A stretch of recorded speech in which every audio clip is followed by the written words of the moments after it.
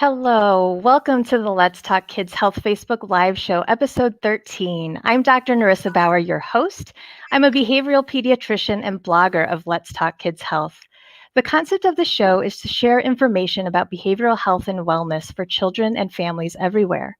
Each week, I plan to bring you topics and guests to help me advance this mission so we can all talk together. Now, remember, if you're viewing this live, you'll have the opportunity to post comments and ask questions of my guest. The replay will be immediately available when we end the broadcast. Now, if you don't want to miss future episodes or maybe check out the past ones, please consider subscribing to my YouTube channel, Narissa Bauer MD, and follow my blog Facebook page, Let's Talk Kids Health. Now, before I introduce my guest, I wanted to give a moment of silence for the families affected by the mass shooting that occurred here in Indianapolis last night. For those of you unaware, a gunman opened fire at a FedEx ground facility near our airport. There were fatalities. Gun violence is a public health crisis. We need to call upon our legislators and governor to take action. And I urge you to call our legislators to ask them to take a stand on this. Too many lives have been affected by gun violence, not just here, but across our country. In the end, our children, families, and communities suffer. These events are preventable, but we need to take action as a society to curb this and make this stop.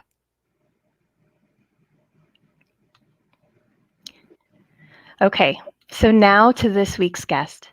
Dr. Kelly Slama-McManus graduated from Miami of Ohio with a degree in psychology. She completed medical school at Indiana University School of Medicine and did her pediatrics residency training at Riley Hospital for Children. She worked in primary care for 5 years and then chose to change gears and work nights in an emergency room setting for more work-life balance. After about 6.5 years, though, she pursued her dream of helping children and families in a mental health private practice here in Indianapolis. Hi, Kelly. I'm so glad to have you on the show. Thank you. Oh, I'm glad to be here. Yeah, me too. And I, when I was promoting the event, I shamelessly said that you were my friend, general pediatrician, and you're also at the same practice that I'm at. So I'm so glad that you can join us. Thank you for having me. Thanks. Yeah. So before we actually jump into the questions that we had sort of talked about, I wanted to see if you wouldn't mind just giving a little introduction about yourself and why you became so passionate about this topic. Absolutely. Yeah. Anyone who knows me knows that this topic and parenting in general is really close to my heart. I am the proud mother of 4 children, all of which who are completely different from each other. And so to help explain this, what I will say to you is that when I meet with my patients and my families in my office for the first time, I say to them, look, I know this feels really weird to come talk to a doctor about your feelings, or maybe you feel like you're here because your mom and dad are mad at you and you've done something wrong. I've been in your shoes. I've done this with 3 out of 4 of my own children. So therapy and understanding that as parents, we don't have all the answers and that we need to ask for help and that we need to be lifelong learners is something that I have learned intimately. I will be vulnerable and I will say to you that I have personally been called into the daycare director's office, the nurse's office, the teacher's office, and the counselor's office, the principal's office to come get or come help my child. I have felt helpless, I have felt hopeless, and I have felt like an unfit mother. And I'm a pediatrician, and I am surrounded by a loving family and resources. So I get it, and I have made it one of my life passions to learn as much as I can to help children in this population, if you will. I've been to classes, online conferences, read probably every book, self-help, parenting help book that's been published. I talk freely with my friends and my colleagues about it. And so, yes, when you asked me to talk, I thought, this is my topic. This is what I'd like to do. Yeah. And I'm really glad that you're here today. Thank you. So I thought I'd start off by asking, like, what does a defiant child look like? And I know you were really specific when we were preparing for this. You said you really wanted me to make sure to put that in quotes, Yes, right? thank you. So, so can you talk about that? Right. So the word defiant has such baggage with it.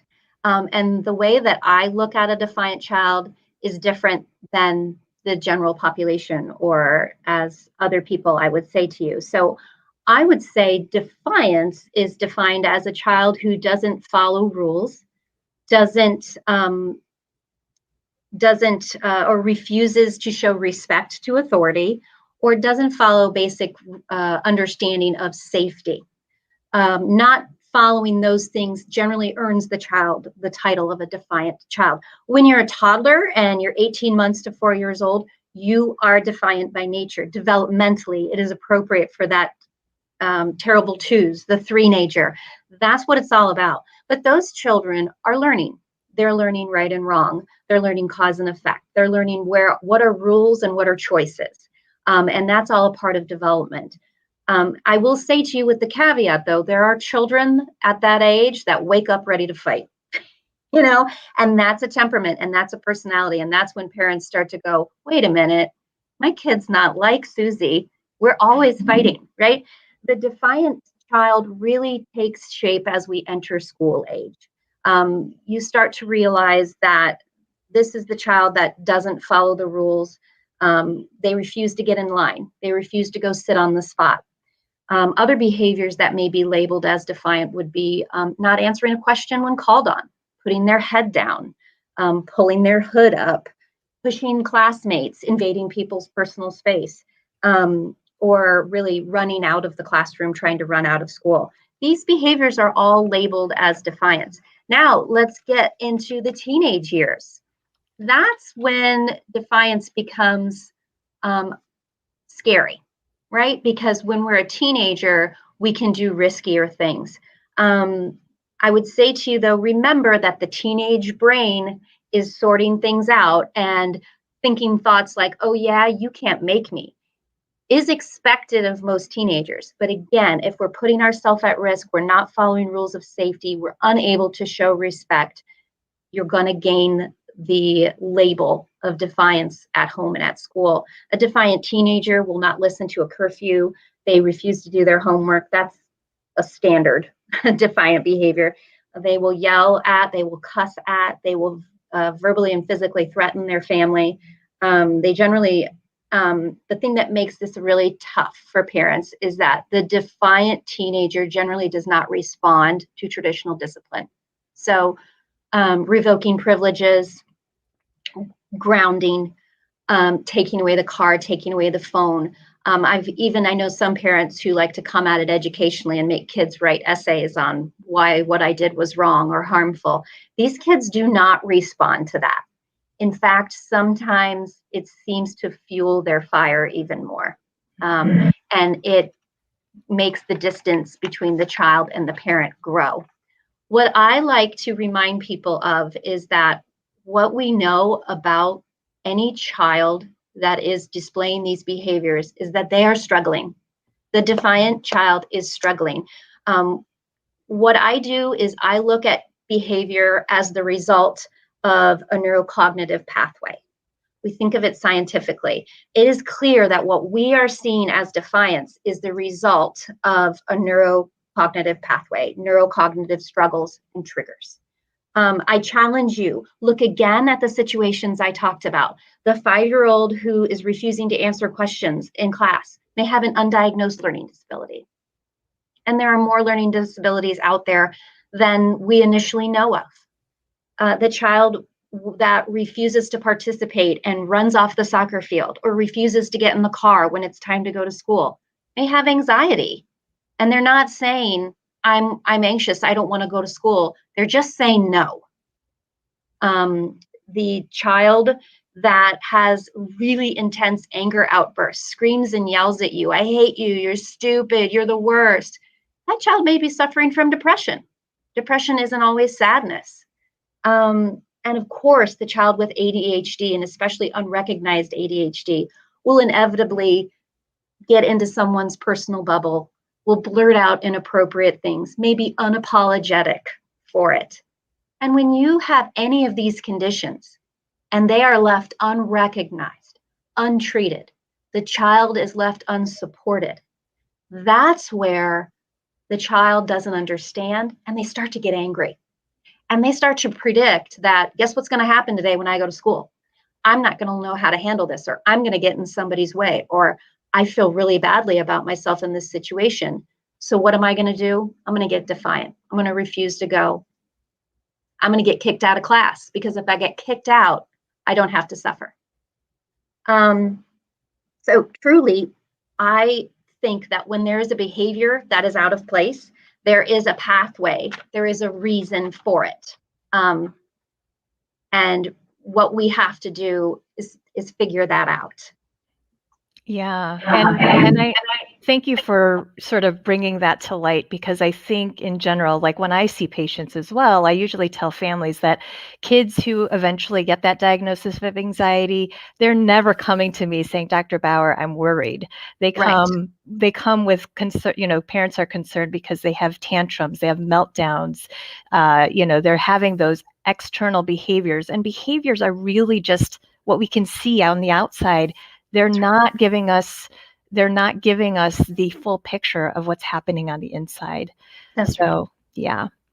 So I love your approach and your thought, and thank you for sort of, just having that, just putting that out there, because I think in the moment, though, it can be really stressful for everybody, right? To just be reactive.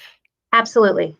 What is wrong with you? Why are you doing this? You know better. You're embarrassing me.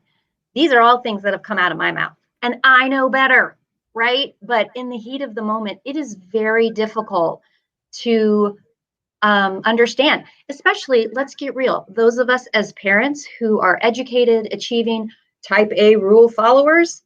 We don't understand why a child would misbehave, not listen, draw attention to themselves for negative reasons. And so you have to recognize that as a parent, that this doesn't make sense to me. I've never experienced what they're going through.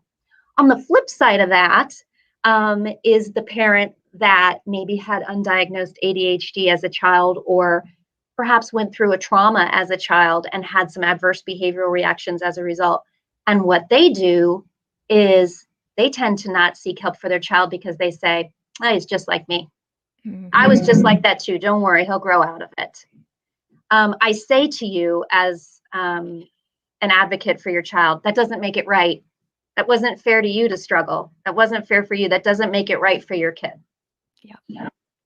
Well, I know that I see that people are watching and tuning in. So let me just remind folks that if you're watching this live, please drop a comment, say hello, use the hashtag live so that we know when we go back through that we're going to answer all questions and comments during this broadcast. And then if you're watching this on replay, make sure you use hashtag replay. Okay, so then we can go back in and make sure we answer all those ongoing questions that I'm sure this episode will spark, which I love, because this is why I'm doing the show. We've got to talk about this. Okay, so the next question, though, how does having a defiant child affect the family? Yeah, so this one, I was thinking about this question and I was preparing my answer, and I honestly got emotional. This is a big deal. And this is why I have such a passion to help these children, and these children are a part of families. And so I can tell you that this affects more than just the people that live in the house. Parents will, with young defiant children, they will avoid going places. They'll avoid taking their kid to parties. They'll avoid going to the park because they don't want to cause a scene or have their kid push other kids. Siblings will avoid having play dates because their sister embarrasses them. Having your child be the one that loses control becomes a label. And as a parent in today's society, you feel the judgment, you feel the preconceived notions, and you feel the shame that comes with it. And so it may alienate parents from friends. It may alienate you and make you feel like you don't want to go to the school to volunteer. You don't want to be classroom mom anymore.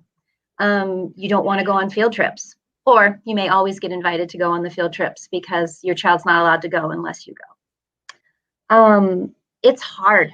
It is a shameful process. I will say to you that as a result of having a brother or sister that is defiant or makes a name for themselves by getting into trouble, other children in the family can become quite resentful of that. It can have a strained relationship, cause a strained relationship. The other thing it can do quite commonly is that the other children in the family will take the approach of, I'm not going to be a problem, I'm going to be perfect. And so you will see quite the opposite in other children. And that then causes the defiant child to say, well, I know I'm not perfect like he is.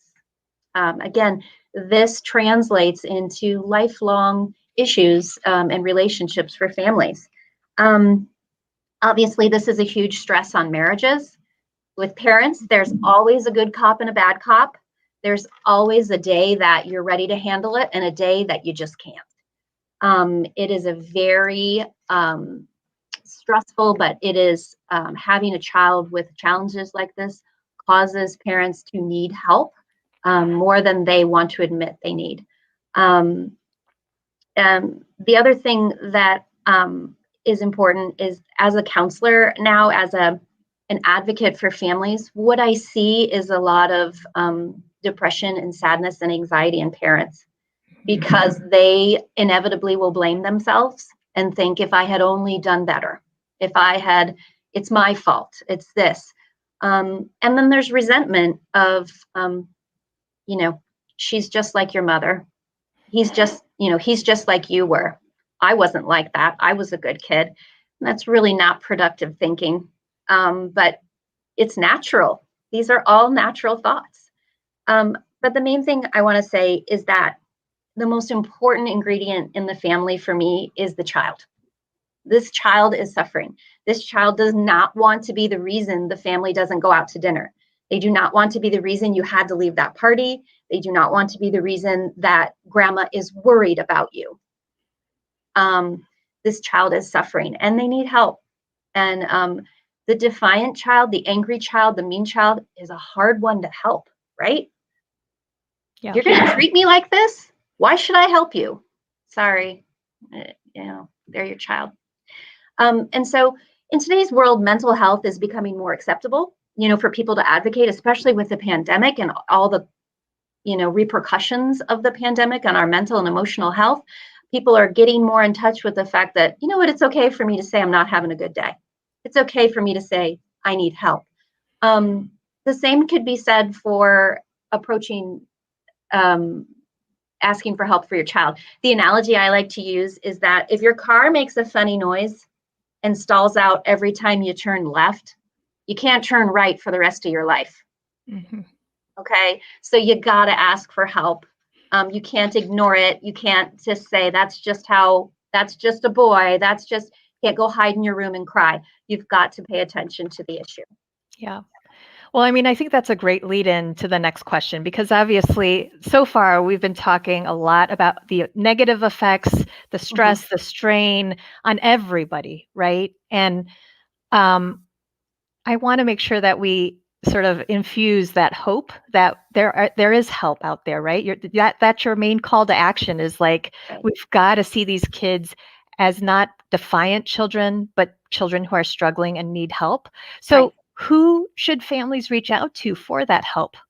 Absolutely. Well, I think it depends where you're at, personally, in your readiness to accept help. At the beginning, I am much more of a give me something to learn person. So I read a lot of books, and I'd like to highlight a few of them that I found tremendously helpful and would recommend for any family or family member to have. One of my favorite authors is Dr. Ross Greene. Dr. Greene is a funny man. I've watched him on many live conferences and his website. He gets it. He gets the defiant child. His book is called The Explosive Child. And that really is describing the child who has unanticipated, responses. But I would say to you, all explosive children are defiant children. Okay. So what Dr. Green did for me, I read, and within the first 2 chapters of this book, I felt heard. I felt like, oh my God, there are other people who go through this. And it gave me a call to action. It gave me things to do. He has lists. He has all sorts of resources that activated me. And I saw a difference, and I saw help more than just, hey, this exists. This is what we can help you do about it. His follow-up book is extremely helpful and should be read by all school counselors and principals or anyone who manages discipline in the school system. And it's called Lost at School. And it details how this personality of child inevitably struggles in school and oftentimes is the focus of the disciplinary system at school, and how a change in the way we approach the child matters. I learned that, and this completely changed my outlook. We don't expect children to learn to understand how to speak Spanish, so we teach them. We teach them in beginner courses where we start with silly words and games to get you to memorize the days of the week. We don't expect children to learn to know how to innately ride a bike. So we teach them, we help them, we pick them up when they fall, we give them a helmet to support them. We expect children to know how to emotionally regulate and to know how to deal with difficult situations. Not all of them do. Not all of them do. Some people come out with that emotional intelligence and that skill, but for the kids that don't, they're just different, and they're rude, and they're inconsiderate, and they're written off as defiant. They have lagging skills. Teach them. Teach them. It's not insulting. It's not belittling you as a parent to sit down and say, hey, bud, you seem to really be struggling when I say it's time to go. I can't even get the words out of my mouth, and you're saying no. What's up with that? What's going on here? Is there something going on? And you hear from the child that it's being yelled at that I don't like. It's, I was in the middle of something. It's, every time you tell me to go somewhere, I have to put on those shoes that hurt my feet. Whatever it is, get in touch with, get digging and learning. Why is your child reacting this way? They need to learn they can do different. Mm-hmm. It's not all touchy-feely. It's not all cured with love. I tell you what, if I could cure it with love, I'd have perfect children. I don't, so that book, I highly recommend. The other approach that I really like and is taking more speed these days is that of the teachings of a local professor, Lori DeSaltz. Mm-hmm. Dr. DeSaltz teaches education classes. I love, she is teaching teachers who spend more time in the day with our kids than we do, how to approach children that are obviously struggling. This book, The Eyes Are Never Quiet, is about trauma, and when kids go through trauma, how that impacts their behavior, because it impacts the development of their brain. And she's fantastic. And I want to highlight, if you have the ability to look her up, she is doing work in the Indianapolis school system that is changing the way that our kids learn to cope with emotions. And I love it. Yeah. The other book that I find fantastic, because as you go through this journey, you may find out, oh gosh, well, my kid has a learning disability, or they have ADHD, or they have a pretty high level of anxiety that's triggering this defiant behavior. This new book, which you highlighted in your book club, and I love, is The Essential Guide to Raising Complex Kids. This is fantastic. Yes, Elaine, hands down, is wonderful. And just to put a plug, if you are a member of my Facebook group, I did a Facebook Live with the author, and it's only available in the group. So check it out. Okay.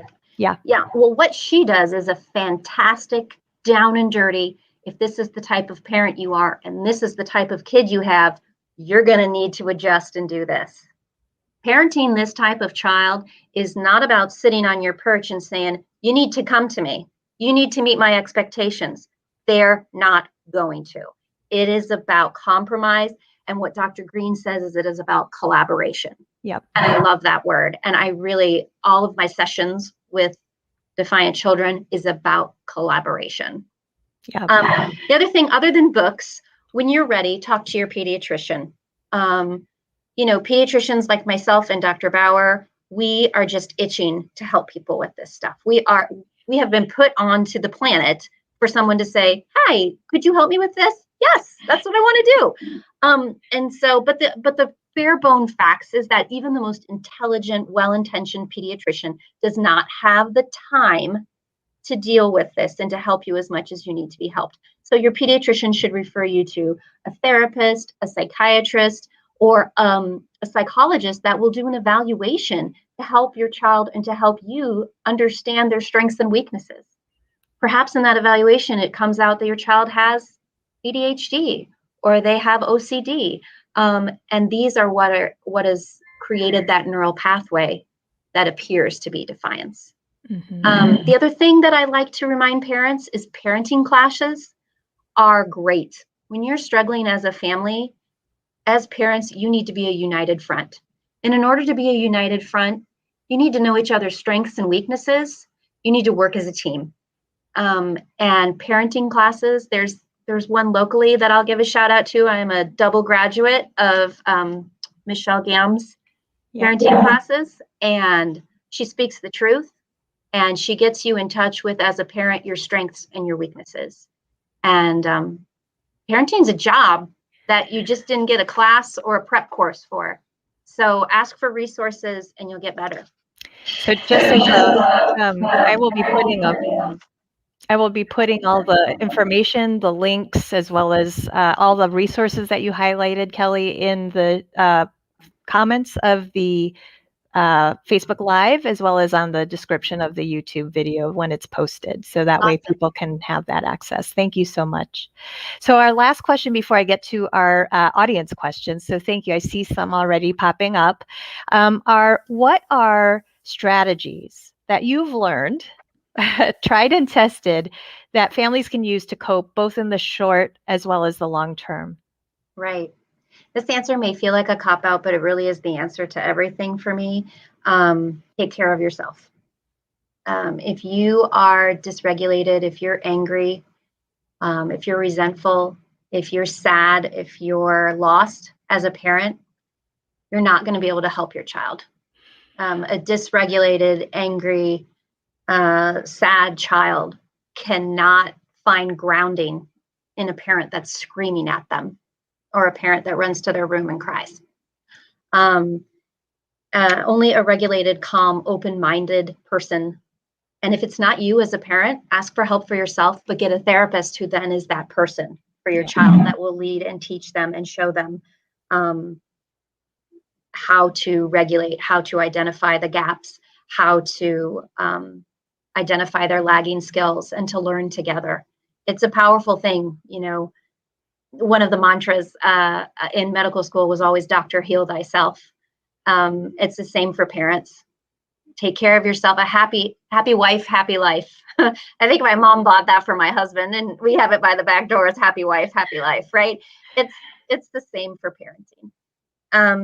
And as parents, and this is kind of corny, and it's kind of my closing, is that I truly believe that as parents, our children are chosen for us. We learn more from them than they learn from us, ultimately. And there are just some lessons out there we didn't think we needed to learn, and those are the ones that get us by surprise. We all know we're going to learn about sleepless nights. We're going to learn about how hard it is, to watch your child grow and leave the nest. But you don't know, sometimes you're going to have to learn how to deal with embarrassment, or how to deal with watching your child suffer and not knowing what to do. Yeah. And like you touched on, this is a deeply personal thing for me, but I say to you, as hard as it's been to be the parent of a defiant child, honestly, I wouldn't trade it. It has allowed me to become the doctor, the child advocate, the sister, the wife, daughter, friend, and mother that I am today. And I am proud of what I've learned, and I'm proud of what I do, and I really love it. And I love this opportunity to take what is hardship and turn it into growth for people. It feels like a real opportunity for me, and I'm thankful to you, Dr. Nerissa, for helping me get to here. So this feels very, very fun for me, and I'm excited. I don't have Facebook up to know that there are questions being asked, so now I'm nervous again. No. Don't worry. Don't worry. So first, I'm going to show though the love that's coming in. So from Alicia, love hearing you talk, hi, Kelly. Miss working with you. Oh, isn't that great? She's in my emergency room. Oh. Yeah. I'm so glad she's watching live. And then from Ashley, no questions yet, but this is resonating with me so much. I'm in tears. Oh, it's so nice when someone else gets it. Absolutely. You got to find your people, Ashley. There are other moms out there who are quietly suffering. And, you know, I probably have 2 good friends that I can bare my soul to. Otherwise, there are people that you give small nuggets to, but you don't tell them the level of your pain. And that's okay. That's okay. But you got to find your people. It's a very vulnerable place to be as a parent. And I know for my husband, it's hard, you know, but we learn together that we are each other's best resources. And we really, I challenge anybody. I mean, we can say things to each other, and we're both pretty blunt people anyways, but it really forces your marriage to enter a new level of communication and of honesty and trust. It's hard. So thank you. Mm-hmm. So I have a question from Meg. So can you talk about the difference between ODD or oppositional defiant disorder and ADHD? Defiance is seen in both, right?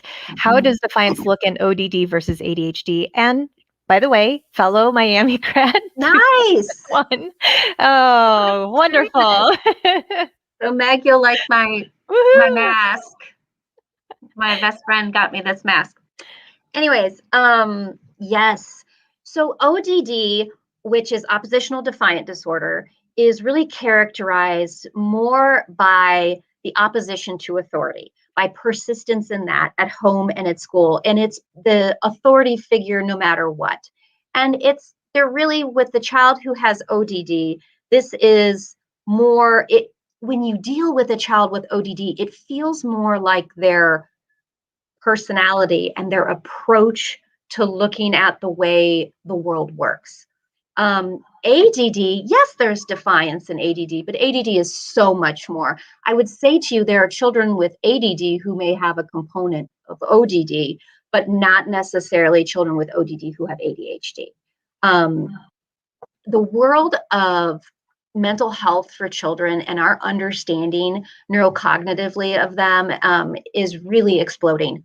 And as there are some really great graphics out there now about the iceberg of ADHD and what it looks like on the outside, but what is underneath the surface. And someone who's done a lot of reading or has a child with ADHD knows that defiance and oppositional behaviors are a part of ADHD. I would say to you, opposition is a part of ADHD as a result of the child with ADHD not being able to cope with the demands or not hearing the instructions the first time. Oppositional defiant is unique, and that's their bag within and itself. Yeah, I think that's an answer. I don't know. It's great. Meg also has another question. Is it common to diagnose ODD instead of ADHD when the ADHD is only being seen in one setting at home and just hasn't been seen at school yet? Well, you know, the way that you worded this question, Meg, ADHD, in order to be diagnosed, part of the clinical criteria is that it is present at home and at school. It must be present in both places. So you can't get the diagnosis of ADHD if you don't display those behaviors at school. So I guess, it may be emerging ADHD is perhaps what you're saying. But in this case, no, by definition, you can't have the definition of ADHD. Yeah, and that's one of the things too with mental health issues is that, there is no blood test. There Right. is no imaging study or swab, that I can say, hey, it's this. Yeah. It's that continual observation and history and getting data from everybody involved, the whole team who knows this child and can talk about and speak to how that child's functioning at home and school. And we can't be complacent. I mean, we know that with ADHD, for instance, a lot of those children go on to have other for sure. diagnoses, right? But an untreated child with ADHD then becomes, not to be too personal, but we tried to shame and scold the ADHD out of our son. And then that leads to anxiety and depression. So it's peeling back the onion. It's figuring out which came first. And sometimes you never figure out which came first. You just go in with, let's treat it and let's deal with it. Yeah. Yeah. And Meg just has something else to say. It's been a journey to get to this point, and I'm thankful for people like you and Dr. Bauer to help guide us through it. So thank you, Meg. Sure. Thank you, Meg. Thank you. So if anybody else has any other questions, but I do want to point out those books by Dr. Green, that collaborative problem solving. I love how you just modeled that really easily, asking like, well, what's up? Because you want to elicit their viewpoint. What is going on? Because you can't see inside their brain, right? No. But you want to invite them to be part of that discussion so that we can come up with a solution that works for both parties, correct? Right. And that's huge. That's so huge, right? Because as the parent, and generationally, I will tell you that traditionally grandparents struggle with collaborative problem solving because they were raised in an era of, it is my way. You either had an authoritative parent or a permissive parent. Those were kind of, oh, grandma was so sweet and grandpa was very strict. The idea of collaborating with your child and asking for their input to come to a solution is really way too tutti frutti for most grandparents. And it feels, it feels like, well, they're just too afraid to be parents, but for some kids, the structure and the discipline is all they need to guide them. But for others, you've got to take a different approach or it's going to be like this forever. Yeah. So just to put it out there, he also does have a podcast as well. So if you don't have time to read, do podcasts or do an audiobook. He has both of those versions. So again, I'll put those links in the show notes. The podcast is a little dry. Yeah, I would say so too. But I love it. I love it. But don't expect to be drawn in as much as you are with the books. Right. He does, though, invite people to submit questions and things like that. So, right. So I will want to ask, I guess, what you just said about grandparents, right? Like, and again, you don't have to speak from personal experience. However, I know that you just share. That's me. Sorry, Mom. But what advice would you have for families who are hearing themselves in your story, who are trying to figure out how to find their tribe, and but yet it is not including family because they don't understand? Like, what words do you have for them? Because I can only imagine what that feels like. Right. And this is pretty common amongst other problems and mental health issues that families and young children deal with. This is a common sentiment. And what I tell people is get your footing. Feel good about you and your child and your immediate family, the people who live under your roof. Get your footing. Feel your progress. Feel good about what you're doing. And then be willing to share it. And then be willing to share what you feel comfortable with. How's that? Because honestly, at the end of the day, all those grandparents want is to see you okay. They want to know you're happy, you're healthy, and that their grandchild is going to be okay. That's all they want. The most invasive, intrusive, or passive aggressive, uninvolved grandparent, it doesn't matter. They all want the same thing. And if you find a pathway to health, mental health, physical health, and happiness, and a more productive child and a happier, more copacetic family, they'll be on board, right? So get yourself steady your own ship before you invite everyone else. But in the interim, it's hard. It's hard to say butt out, but advocate for you and advocate for your child. And I tell my patients all the time, if they have a really active family member who is discouraging them from going on the therapeutic path we've set, bring them in, Zoom them in. Let's talk. This is not voodoo. This isn't anything. Bring them in. Let's all learn together. These are valuable skills. And what astonishes me is every single time grandma or grandpa or auntie turns to mom and says, I wish I would have known this. Every time. It's what is not known is uncomfortable. It's just a fact.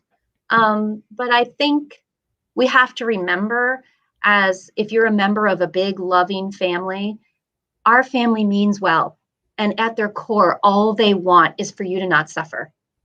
They don't want to see you have to leave another family holiday because your child is being disruptive and rude and won't listen to anyone. They just want you to be well. Yeah. I mean, right. It's just communication. And as well as, I want to get back to one thing you said, and I think is really profound, is that, what is unknown Mm-hmm. is really hard, right? And confusing. And think about that for your child, the defiant child who doesn't know why they feel this way or why it's so hard. They have these lagging skills and it's frustrating for them. They do not have this. So just think about that also and keep that in mind. Like, I hear others say, like when a child is learning to walk, we never shame them for when they fall down. We're like, oh, you can keep going. Like, we want to keep moving them, right? So if we can remember that defiance really is much more a lagging skill, and it's something else underneath that this child needs help with, and shift our mindset that can help us really sort of rally. Right. And don't get me wrong. I don't think that, if your child is one that I know that came out of the room ready to fight and engaged and screaming and, you can't hold me, you can't do anything, right? If you have that kind of child, by no means do I think reading Dr. Green and coming to see me will make your child Susie Sunshine, the straight A student president of student council. No way. They have their own personality. What we want is for them to understand social norms, to not get fired from jobs, to have friends, and for their family to feel good when they're in the room. Mm-hmm. That's it. Yeah. So it's really about engaging everybody so that the child themselves, the family, extended family, friends, other people in the community are understanding what the child needs and just working together, really, to meet them where they are. Right. So Kelly, I'm going to show you this last comment. Okay. Oh gosh. So from Jason, great wife, mother, and advocate. So proud of all you do for us and for others. So thank you. Yes. I told him he was not to comment. Oh, well, so thank you so much, Kelly, for being so vulnerable, for sharing that. I think, as you said, when I was thinking about who to invite on this show, you were one of my top ones. I was hoping you would say yes, because I just have known you through the years, how passionate you are. And obviously our experiences make us who we are. And I love that you are unafraid to sort of use this to not only care for your family, but to spread your gifts and that knowledge with the patients that you serve. So thank you so much. You're welcome. Thank you. Yeah. So next week's special guest is Raniqua Zimmerman, where we will talk telehealth for parenting support and managing big emotions. As you know, with COVID, many of us are doing telehealth now. So this episode will air Friday, April 23rd at 1 p.m. So I'll be sending out a reminder for that. And again, I am planning in June that this show will actually go to Thursdays at 8 p.m. so that nobody will forget what time. But until then, this next one is Friday next week. And again, thank you all for watching, sticking on, watching the broadcast this long. I love it. And if you know somebody who would benefit from watching this episode, please feel free to share. So if you have any suggestions for any future topics or guests, please feel free to reach out to me at letstalkkidshealth@gmail.com or drop a comment below or message me on social media. And remember, consider subscribing to my YouTube channel, Narissa Bauer MD, to be alerted when I go live each week, or follow my blog Facebook page.